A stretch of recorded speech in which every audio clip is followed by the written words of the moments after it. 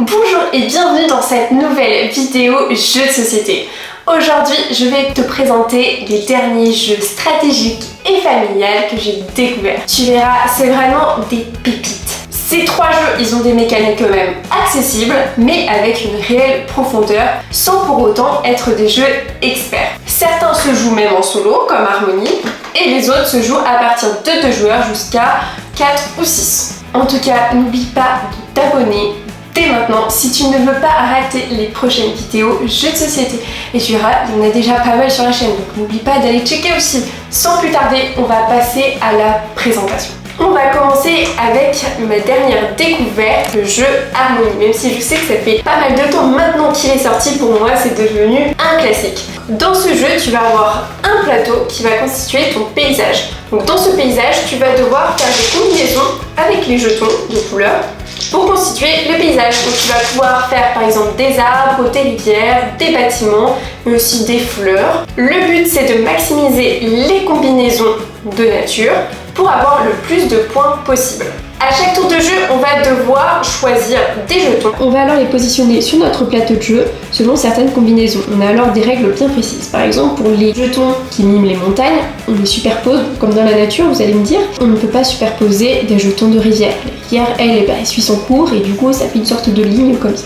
Il y a également des actions non obligatoires, contrairement aux jetons qu'on est obligé de prendre et de placer. On peut choisir aussi les cartes animaux ou les cartes esprits. Ces cartes, elles nous permettent d'avoir des combinaisons qui vont nous rapporter des points. Donc on va avoir des cartes animaux comme ceci. Donc là, ça nous indique la combinaison qu'on va devoir mettre sur notre paysage pour avoir le nombre de points inscrits ici. Et par exemple, si j'ai réussi à faire 4 fois le motif, j'aurai alors 16 points à la fin de la partie. Lorsqu'on aura fait plusieurs parties, on pourra aussi utiliser des cartes esprits. Elles sont presque comme les cartes animaux, sauf qu'elles nous permettent de compter de manière différente à la fin de la partie les jetons qui seront sur notre paysage. À la fin de la partie, on va avoir complété comme ça notre paysage. On comptera alors les points selon la fiche de combinaison et on calculera aussi le nombre de points apportés par les animaux et les esprits. Chaque partie est alors différente selon la stratégie qu'on va avoir, les animaux qu'on va avoir, les jetons disponibles, etc. Donc il y a une grande répétabilité de ce jeu. Ce qui est bien, si vous êtes seulement deux, c'est aussi que ça se joue très bien à deux, presque aussi bien que le Splendor Duel dont j'ai déjà parlé dans une précédente vidéo. Le deuxième jeu que j'aimerais présenter, c'est chronologique. Comme son nom l'indique, chronologique. En fait, on va suivre une enquête qui va se passer de façon chronologique. Et on devra essayer de comprendre ce qui s'est passé à chacun des 6 temps, les personnages, les lieux, afin de résoudre l'énigme. Ce que j'aime beaucoup avec ce jeu, c'est que les parties sont vraiment immersives et assez addictives. Et elles font vraiment remuer les méninges. C'est pas le jeu qu'on va faire en fin de soirée, par exemple, vous voyez. Donc là, si je prends la première énigme, j'ai la mise en place de départ. Donc je sais que les personnages étaient dans cette disposition. Et là, le but de l'énigme, c'est de trouver quand le détective il a été seul avec un des personnages, qui est donc son tueur, et dans quelle pièce il était, et à quel temps. À chaque tour de jeu, on pourra alors trouver des indices. Donc les indices, c'est une combinaison d'un des lieux, donc là il y en a 6 des lieux, avec un personnage ou un temps. Donc si je prends par exemple la combinaison de la carte personnage détective et de la carte du lieu de la salle, je vais faire apparaître des indices. Donc là, je vais pouvoir dire aux autres que le détective a été qu'une seule fois pendant la partie dans la salle, ici. Et par contre à moi-même, du coup, je m'offre le privilège de rejouer.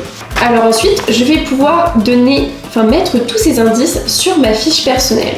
Le but étant, dans cette énigme, de regarder dans quel lieu, à quel moment, et qui a été seul avec le détective. Ce que j'aime beaucoup dans Chronologique, c'est que c'est certes un jeu de réflexion, de stratégie, mais c'est aussi un jeu coopératif puisqu'on va pouvoir partager les indices avec les autres joueurs. Et on va pouvoir aussi laisser sous-entendre certaines choses pour essayer de perturber le jeu des autres. Chronologique, c'est un jeu facile, rapide, de réflexion et avec une grande répétabilité puisqu'on va pouvoir jouer aux 15 enquêtes. Et on a aussi 3 boîtes de jeux qui existent. Donc à ce jour, je crois qu'il y a Cusco 1450 et Babylone 2500 qui existent aussi. On a aussi un grand bloc-notes recto verso, donc qui permet de faire un grand nombre de parties. Et je pense que c'est pas gênant de rejouer plusieurs fois la même enquête avec un intervalle quand même assez élevé entre les deux parties. On peut aussi, si on est plusieurs dans la famille ou dans le groupe d'amis à avoir les boîtes, c'est de se les échanger selon les versions que l'on a. Le dernier jeu stratégique dont j'ai envie de te parler, c'est Faroé. Faroé, c'est l'As d'or 2024 dont tu as sans doute déjà entendu parler. Les mécaniques de ce jeu sont très originales puisqu'on a un décompte des points à l'envers. Donc je vais vous expliquer ça tout de suite. Le graphisme des cartes est juste incroyable. Alors c'est juste des cartes, hein, et vous allez voir, ça se joue en simplement 8 tours de jeu. Les règles peuvent paraître compliquées au départ, mais je vous assure qu'en quelques tours de jeu, on a déjà les règles principales en tête. Au cours des 8 manches, le but c'est d'acquérir le maximum de points possibles grâce à de nombreuses combinaisons possibles. On a les cartes sanctuaires et les cartes classiques. Chaque carte région a un numéro attribué.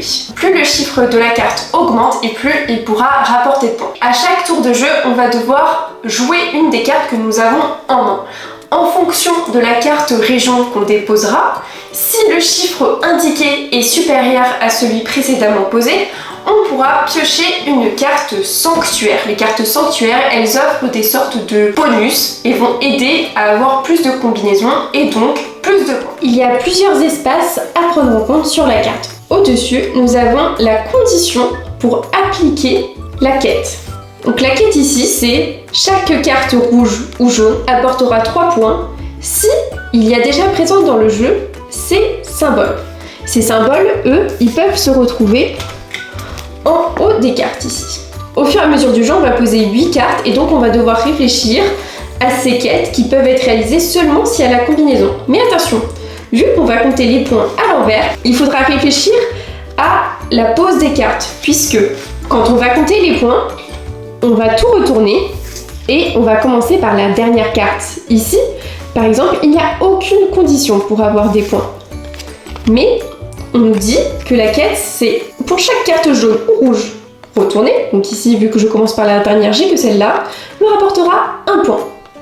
Donc là, je peux noter un seul point, vu que je n'ai qu'une carte jaune, et qu'elle me rapporte 1 point. Ainsi de suite. Ce que j'aime beaucoup avec ce jeu, c'est que la règle est très bien optimisée aussi pour 2 joueurs. Faroé, c'est un jeu avec une mécanique quand même assez complexe. Je pense qu'il est quand même un petit peu plus compliqué que les 2 autres présentés, mais largement accessible.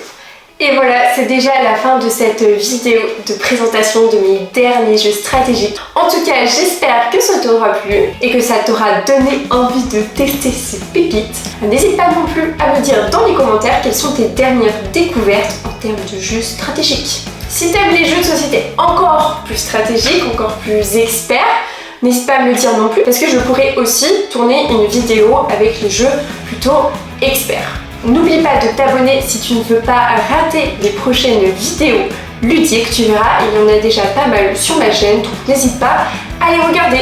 En attendant, je te dis à bientôt dans une nouvelle vidéo ludique et te fais des bisous. Allez, bisous bisous!